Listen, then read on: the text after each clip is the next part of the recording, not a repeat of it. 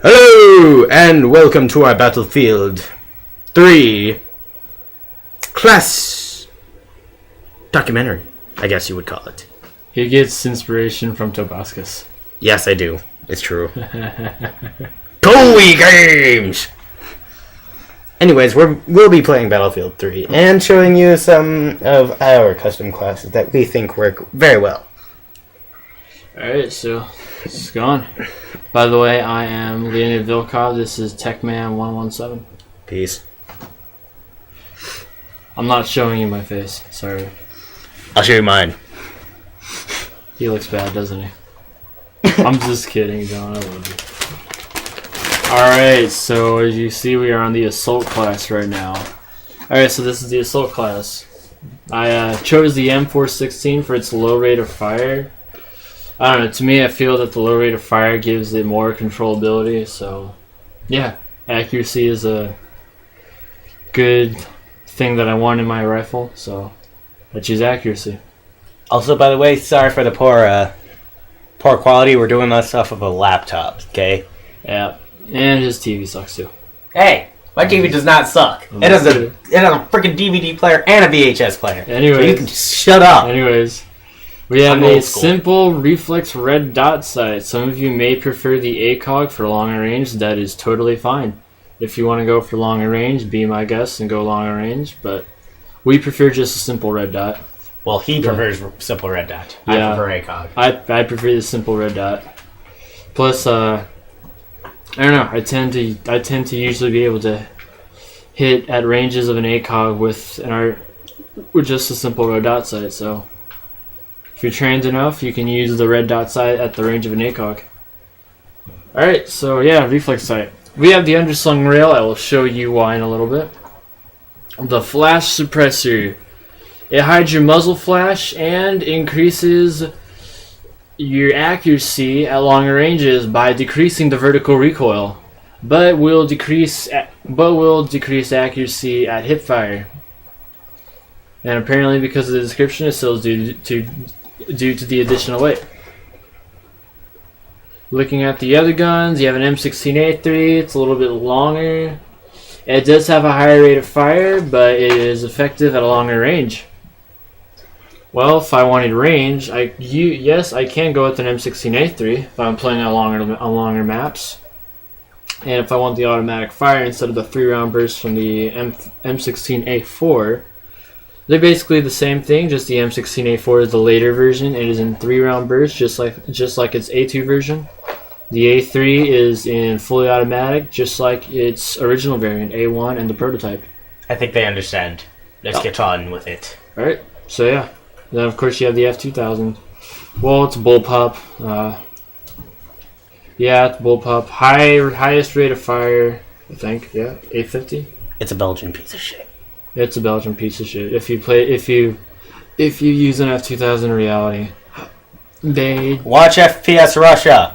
He shows you how much of a piece of shit it is. And personal experience, I fired one myself. Oh, yeah. Yeah. Jams up so many times! Feel free to ask me about the jamming problems with the guns. But anyways, yeah, M416, red dot sight, underslung rail, and flash suppressor for enhanced accuracy. This is not for close range combat. Well, it is in a way, but that's why we have the M1911 Tactical. If you don't have an M1911 Tactical, you can use an M9 Tactical. We prefer the M1911 because it's like the most reliable weapon used by the Army. Come on! Yes. It was used since World War II, peoples! And it has a 45 ACP. The only pistol in here to have a 45 ACP. What does ACP stand for? Automatic Colt Pistol Cartridge. Y'all have learned something today. The third most powerful cartridge in here. The first being the 357 Magnum from the MP412Rex, and the second being the 44 Magnum from the 44 Magnum. It looks to me to be a Colt Anaconda, but who cares about the model? Yeah. Alright, just looking at some of the guns. But yeah, M1911 Tactical, if you ever get into close range, you have that flashlight, pull it out, the enemy will be blind, and just start hitting him just start to hit him at it. Yeah. M320 grenade launcher. This is why we have the underslung rail. The underslung rail makes it a fast. It makes it a more like. It makes it easier to get to. It's already on your gun, so it's portable. The M320 is for objective play. If you're on, or if you can't hit an enemy that's behind cover. Indirect fire, basically. Also, if you want to be realistic, don't use it like that because the thing weighs 30 pounds. Correct? Correct. Your gun will start drooping like a donkey, I guess. Like Eeyore from freaking what's it called? I can't remember. Winnie the Pooh? Yeah, there we go. Winnie the Pooh. It's almost as emo as him. Alright, well, this is Droopy. assault. So if you want to be on the offense, then you would take that grenade launcher. And, well, if you can't hit the enemy at the range you want, you switch to your grenade launcher. Basically, this is your long arm. You fire it away at the bomb or the objective site that the enemy's trying to capture. Boom, It kills you're dead. It kills them. And yeah, that's simply forward. And come on, who doesn't like a good explosion? M320 buck, No. shotgun, well, it's not the intended purpose of what I want. Smoke, well, that could work. Yeah, that would work. Yeah, That would work. But he doesn't have it unlocked yet. But it would work because, come on, who doesn't like to cover your entrance into an area? Just cover your entrance into an area, cover the objective with smoke, have on the frag ability for extra one of these, and extra frag grenades. And yeah, you could be a good assault. But otherwise, I just simply prefer the M320. I can be covered by smoke from the mortar, from the support class, which I will get to later. The medic kit. Well, if you're on defense, switch to the medic kit. And If you're on offense, stay with the M320. Come on. And You can make a giant hole in a wall and breach. yeah, if you're on defense, switch to the medic kit. Switch your underslung rail to a foregrip. All right. And defibrillator, only one you got.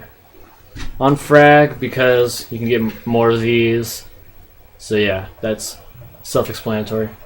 Engineer class. Alright, people. You are an engineer. John told me this one day. If you're an engineer and you don't know how to fix a vehicle, what kind of well-trained engineer are you? Come on, people. Come on. Seriously. Oh, I'm an engineer. I can fix vehicles. Okay, can you fix my tank? No, I don't know what metal it's made out of. 30 seconds later, I figured it out! Our tank's destroyed! Aww. What are the points? I mean, come on. M15A mine. That's good and all, but that's why you have a freaking rocket. Yeah, EOD bot, come on. It's alright. You're in the military, not some kind of bomb squad in the freaking police force. Exactly, it makes sense. Special forces. Come on, you're not special forces. You're a Marine Air Ground Task Force in this game. Javelin. It's simply for tanks. It goes up, then down. Hits them from top. Less armor on top. Hits them more. Yeah. It kills them faster. M1911 tactical as usual. M4A1 because we simply prefer the automatic power. The Scar H is in a 7.62 by 51 millimeter NATO. Those were used in the M14 from the previous Vietnam War, which we lost because we switched to M16s and they jammed too much. The 7.62 by 51 millimeter NATO rounds in the M14s were they were mainly used for range. I mean, but since we were in jungle warfare combat, they weren't effective as much. Well, yeah, they weren't as effective. Yeah, and Plus by the way, M4 the kind of gas system kind of sucks. Tell them why. M16s jam up too much if you abuse them too much, especially in jungle warfare and in water. They're not made for a lot of stuff. They suck. A lot of people die on the mountains and the jungle. Yep, they suck. Thank you.